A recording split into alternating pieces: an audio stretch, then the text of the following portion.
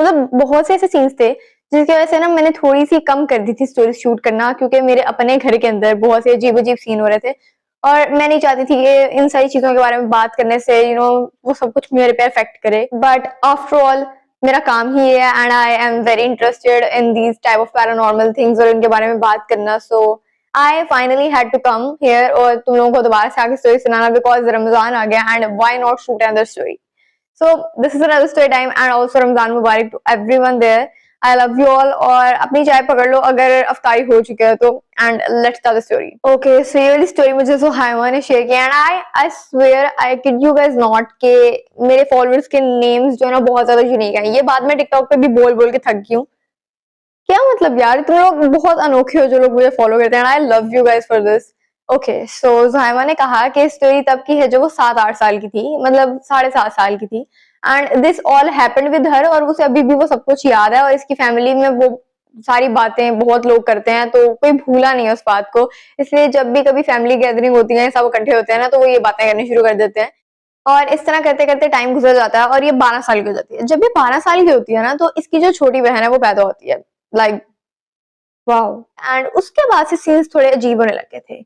इसने कहा था कि जब इसके घर में वो दूसरी बच्ची पैदा हो जाती है, मतलब इसकी बहन, तो वो जो बच्चा था ना वो आना बंद हो जाता है। मतलब अब वो इसके घर में नहीं आता था। मे बी उसको गुस्सा आ गया था कि भाई इसके घर अब दूसरा बच्चा है, इसे मेरी जरूरत नहीं होगी, या जेलस टाइप होता है एक बच्चा कि भाई अब तुम्हारे पास दूसरे बहन भाई आ गए तुम मेरे से दोस्ती नहीं रखोगी, ये वाली फीलिंग थी। तो वो बच्चा इसके पास नहीं आता था।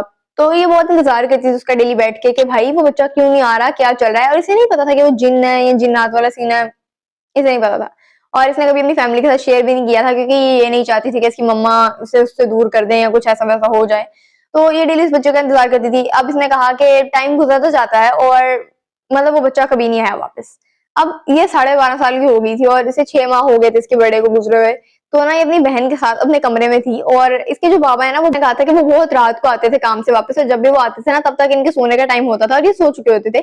इसके बाबा आके ना इसके सर पे ऐसे से हाथ फेरते थे और फिर अपने कमरे में जाते थे। अब इस रात ना ये सो रही थी और इसके बाबा अपने काम से भी वापस नहीं आए थे और इसकी मम्मा भी इनके कमरे में ही सो रही थी कि अचानक से इसके कमरे का दरवाजा खुलता है। कमरे का दरवाजा खुला एंड इसे अंदर किसी के आने की आवाज आती है। अब इसने एक्सप्लेन किया था कि वो आने की आवाज इस तरह की थी जैसे कोई बड़ा आदमी आ रहा है, उसके पाँव की आवाज है and she was like may be मेरे बाबा आए होंगे और ये इतनी गहरी नींद में नहीं थी। तो इसके बाबा ने आके इसके सर पे ऐसे ऐसे करना था, तो इसे आदत थी, तो शी वाज एक्सपेक्टिंग इसके बाबा आए हैं। अचानक से कोई इसके मुंह पे ऐसे करके हाथ फेरता है। अब जब कोई इसके मुंह पे हाथ फेरता है तो अब इसे वो हाथ इतने ठंडे फील होते हैं जैसे कोई मुर्दा है और वो बंदा मर चुका है, उसके मुंह पर हाथ फेरा है। अब ये अपनी आंखें फौरन से खोलती है और ये नोट करती है कि वहां पर इतना बूढ़ा कोई इंसान